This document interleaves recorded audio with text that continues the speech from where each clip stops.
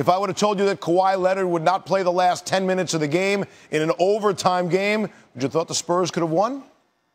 No. I thought they would lose, particularly with him not being able to go, because in his place you had Jonathan Simmons, who can make a contribution. He's young, athletic, with fresher legs, but you don't expect him to force 2 turnovers on the part of James Harden. Basically 3, actually. 3 in that overtime period. James Harden was relatively sloppy, but primarily because he was a bit tired.